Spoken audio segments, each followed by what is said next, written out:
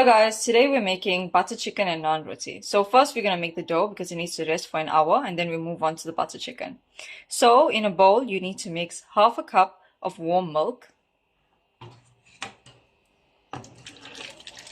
And then you're going to add half a cup of warm water. Make sure it's not too hot. And then you're going to mix in a tablespoon or 10 grams of dry yeast.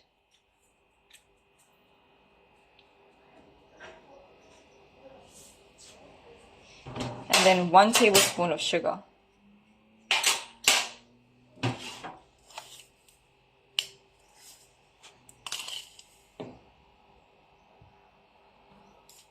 If you don't have a tablespoon at hand, you can always use a teaspoon. It will be about 2 teaspoons of sugar. You're going to mix well and leave aside.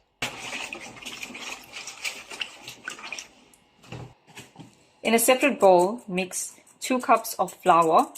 Sift well to make sure there are no lumps.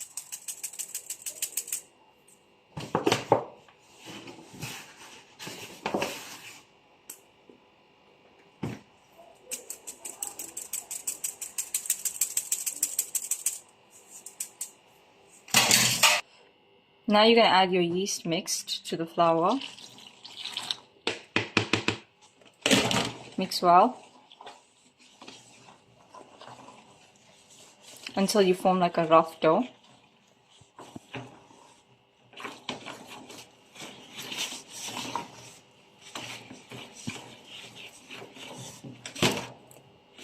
If you notice that your dough is too moist, then you can always add more flour as we have done. Or if it's too dry, you can always add more water or milk, whichever you prefer. Once you see that your dough has formed a ball, you can now add 3 tablespoons of olive oil, or any other oil that you have, cooking oil. You can add it to it and mix it, knead it again.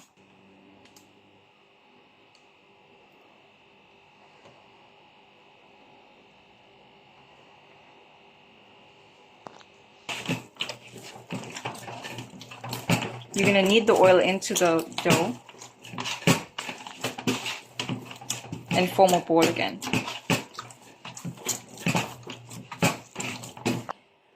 Once you have formed a ball with your dough, you now need to cover it and make sure it's covered properly and leave it to rest for about an hour, and you will see it double in size.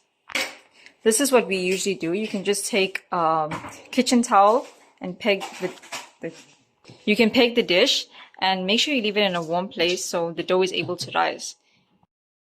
Okay, so now it's an hour later. As you can see, the dough has doubled in size, and now we're going to break it up into even portions. Okay, so you're going to add flour to your surface. You're going to take 1 portion, press it down, roll it out. Okay, so you're going to roll it out to about this size, and then you're going to take it and place it on your tawa or your frying pan. As you can see, there's no need to add oil first. You just place it on there. Make sure that your tawa or your stove is on medium to low heat. That's basically that you're adding onto the garlic naan. Garlic butter. You just take rama and you can make your own garlic butter.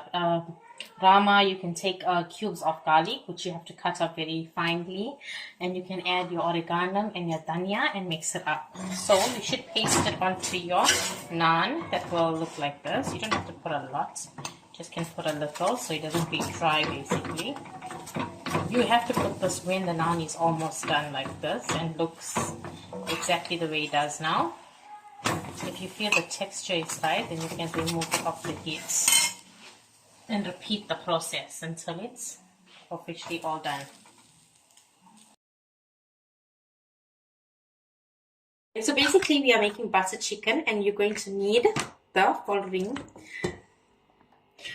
ingredients. So basically you need chicken fillets, which can be cut off in cubes like this. And so basically it can be like maybe 1 kg, depends how much you want to make. You can use a tray or 1 kg, whatever. And we're going to marinate this before we fry it. So you're going to put some ginger garlic, which can be like, it depends how much you want again.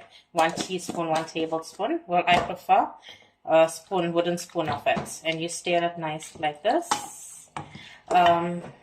You add oregano. Again, how much you want. And this is a spice that you have to marinate it with, and it has everything in it. It has all the masalas that you need, so you don't have to add anything else. So 1 packet of this spice is sufficient for the amount that you're using. Even if it's 1 kg, you can use 1 packet of this. Okay. So you just pour this whole thing in like this. Just make sure you get everything out. And then you have to give it a good stir.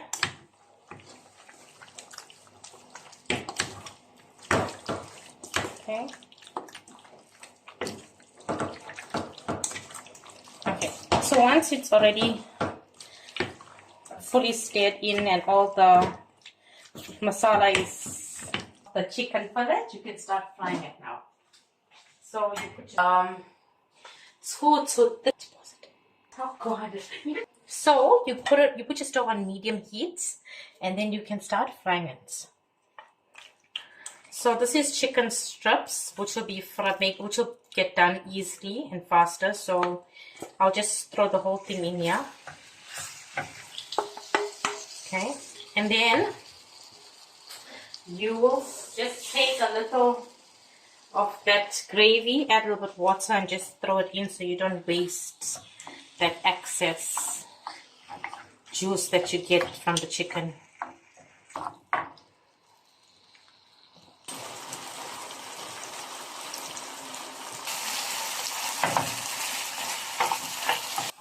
So now that the chicken is all done, we are going to be making the chutney. Just a normal plain tomato chutney, but we're gonna just do the procedures as we go. So we leave the onions to get brown. We add ginger garlic. Yes, again, you can add how much you want and how you actually like it. We leave that to brown, to get brown up. Okay. While this is getting brown, just mix it just to make sure the flavor of the garlic and ginger is everywhere in the onions.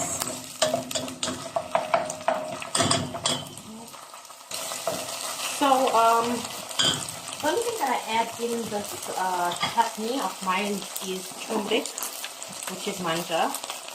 About half teaspoon or to 1 tablespoon, but not a full spoon. It shouldn't be full. I don't add any spices. I'll tell you why just now. Give it a good stir.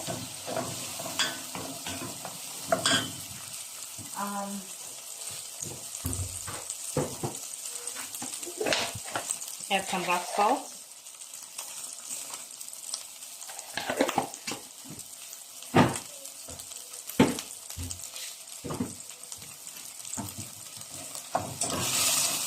Give that a good stir.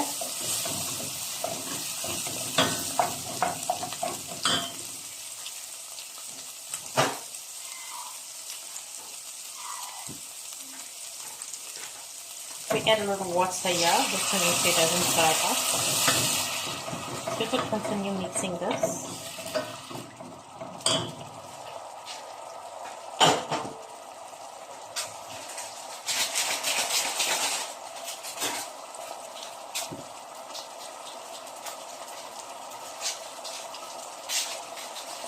So again, the butter chicken spice, you can add this. As I said, I don't add masalas because I have the butter chicken spice, which I'm adding right now. As once again, it has everything in it. So you can add about half a packet of this or 1 packet. It depends on you, how you want it. So basically both packets came in 1 box. So I used one to marinate the chicken and I'm using the other one to cook the chutney. So you can see the texture of this curry, or should I say chutney. This is a color that I actually like, but as I said, if you want to use the whole packet, you can. Okay. Okay, you give that a nice stir. So while that is getting done,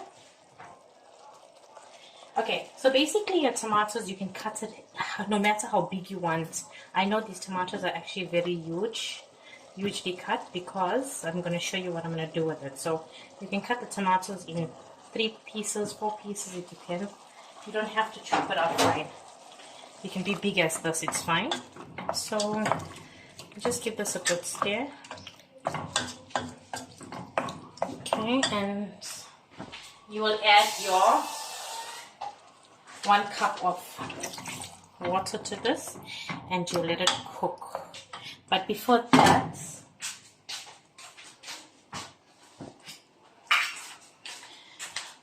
I always add a teaspoon of sugar. Reason being, the tomatoes are very sour, so when you add sugar, it gives it a nice sweet taste. Allow it to simmer until the chutney is done, and we can have a look at the results when we're done. So basically the chutney is getting done. You just have to give it a stir. You have to check it now, maybe after every 30 minutes or so, to make sure that it's not burning or catching. So we're going to leave this for another 10 minutes. Okay, so now the chutney is almost done. So we'll have to add a 250 ml fresh cream, which looks like this, into the chutney while it's on the stove. You add all in. So you see this little excess there, so usually what I do is I just put a little water.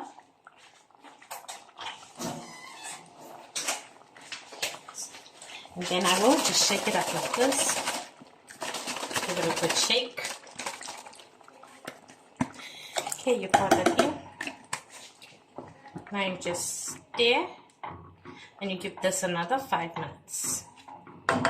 So now that the butter chicken is done, so as I told you in the beginning, that you shouldn't worry about the tomatoes that's actually in it and hold. Okay. So this is actually where the blender comes in. You pour the mixture into a blender like this. Okay. So now you put it into the blender and you blend for like about 5 minutes or so. Okay.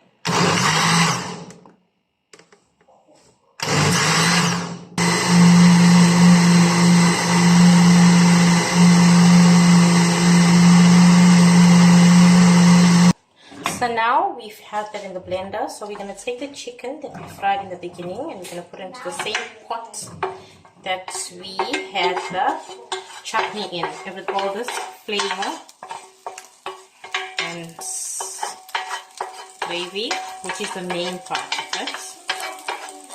Okay, scrape it out nicely, leave that in there. Then we take the chutney which we have in the blender and we just pour it in like that. Okay. Make sure you get all of this out, you don't want to waste.